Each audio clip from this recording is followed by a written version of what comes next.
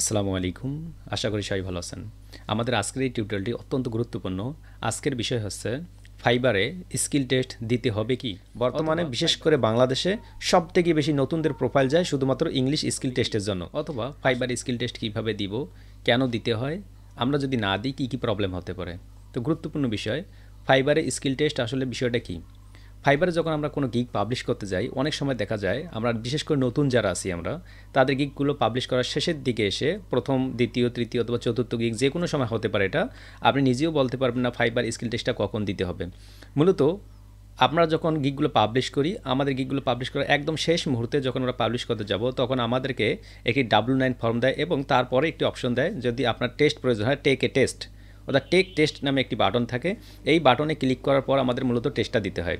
আমরা নতুনরা যেটা ভুল করি, অনেক সময় আমরা না বুঝে না জেনে ওই টেক এ টেস্টের বাটনের উপর ক্লিক করি এবং ট্রাই করি এই ইংলিশ টেস্টটা দেওয়ার জন্য, অর্থাৎ আমরা জানি না কীভাবে টেস্টটা দিতে হবে এবং এর ফলাফল কী হতে পারে। আমরা যখন ভুলে ওই বাটনের উপর ক্লিক করি কিংবা কোনো কারণে যদি আমাদের বিদ্যুৎ ডিসকানেক্ট হয়ে যায় অথবা ওয়াইফাই কানেকশন ডিসকানেক্ট হয়ে যায়, ইন্টারনেট কানেকশন ডিসকানেক্ট হয়ে যায়, তাহলে কিন্তু আমাদেরকে সেকেন্ড টাইম আরেকটা অপশন পেয়ে যাই, উইদিন 24 ঘন্টার মধ্যে আবারও টেস্টটা দিতে পারি।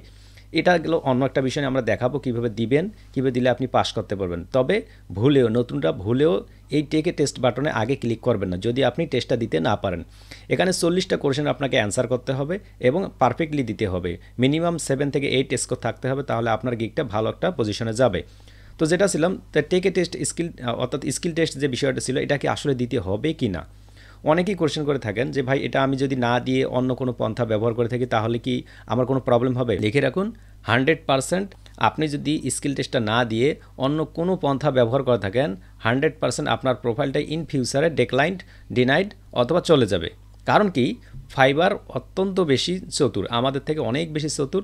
তারা যেহেতু সারা বিশ্বে কাজ করাচ্ছে এবং আমরা কাজ করতেছি, তারা আমাদের থেকে অবশ্যই বেশি চতুর। আমরা যদি তাদেরকে ধোকা দেওয়ার চেষ্টা করি, তখন দেখা যাবে আমরাই ধোকা খাবো শেষে। কীরকম ধোকা?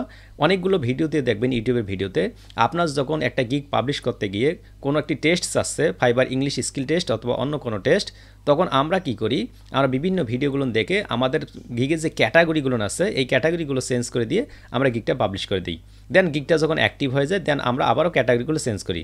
এটা হচ্ছে ফল্ট, এটা হচ্ছে একদম মানে এটা কোনো নিয়মের মধ্যে না, এটা হচ্ছে একটা ধোকা নিয়ম, অর্থাৎ ধোকা দেয়া। অর্থাৎ এই কাজগুলো কখনোই করব না। যদি আপনার স্কিল টেস্ট চেয়ে থাকে তাহলে অবশ্যই স্কিল টেস্ট দিতে হবে। এখন কীভাবে দিবেন, কীভাবে দিতে হয়, এই বিষয়টা নিয়ে আমরা নেক্সট ভিডিওতে একদম ডিপলি আলোচনা করব এবং দিয়ে দেখাবো আমরা কীভাবে স্কিল টেস্ট দিয়ে থাকি, কীভাবে দিতে হয়, কোন কোন রুলসগুলো ফলো করবেন, কোন কোন রুলসগুলো মেনে আপনি যদি গিগ পাবলিশ করেন এবং যদি স্কিল টেস্ট চায়, আপনি যদি কোনো কারণে দিতে চান, নিজের থেকে দিতে পারবেন কীভাবে, এই বিষয়গুলো নিয়ে আমরা আলোচনা করব নেক্সট ভিডিওতে। তো এখন আসুন, আমরা যে স্কিল টেস্ট দিব, এই স্কিল টেস্টগুলো কিন্তু দু ধরনের হয়ে থাকে। একটা হচ্ছে প্রোফাইল স্কিল টেস্ট আর একটা হচ্ছে গিগ স্কিল টেস্ট। এটা দুটো পার্থক্য। আমরা যেটা সবথেকে বড় সমস্যা পড়ি, আমাদের গিগ স্কিল টেস্ট দিতে গিয়ে আমরা সমস্যায় পড়ি।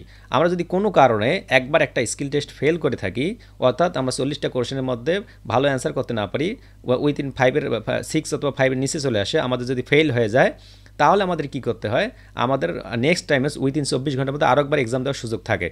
যদি এটাতেও আপনি ফেল করেন, তাহলে 92 ডেজ অর্থাৎ 92 দিন আপনাকে অপেক্ষা করতে হয়। বর্তমানে বিশেষ করে বাংলাদেশে সবথেকে বেশি নতুনদের প্রোফাইল যায় শুধুমাত্র ইংলিশ স্কিল টেস্টের জন্য। আসলেই আপনি কি এর সম্মুখীন হয়েছিলেন কিনা, অবশ্যই ভিডিওর কমেন্টস বক্সে আমাকে জানাবেন, যাতে করে সুবিধা হয় আপনাদের উত্তরগুলো আমি সামনের ভিডিওতে দেওয়ার জন্য। ওকে, তাহলে আমরা কী করবো, নতুনরা বিশেষ করে কখনোই টেক এ টেস্ট এই বাটনের উপর ক্লিক করব না। আমরা নেক্সট ভিডিওটি যেহেতু নিয়ে আসবো, কীভাবে আপনি স্কিল টেস্টটা দিবেন, কোথা থেকে দেবেন, কী পদ্ধতি ব্যবহার করবেন, তাহলে আপনি এটা জানতে পারবেন। আশা করি বুঝতে পেরেছেন। আজকের টিউটোরিয়ালটুকুই থাকবে। এরপরে আমরা যে বিষয়টা নিয়ে আলোচনা করব, ওই ভিডিওতে একদম প্রপারলি কীভাবে আপনি কাজগুলো করবেন দেখিয়ে দেওয়া হবে। ততক্ষণ পর্যন্ত সবাই ভালো থাকবেন, সুস্থ থাকবেন। ভিডিওটি ভালো লাগলে অবশ্যই একটি লাইক দিবেন।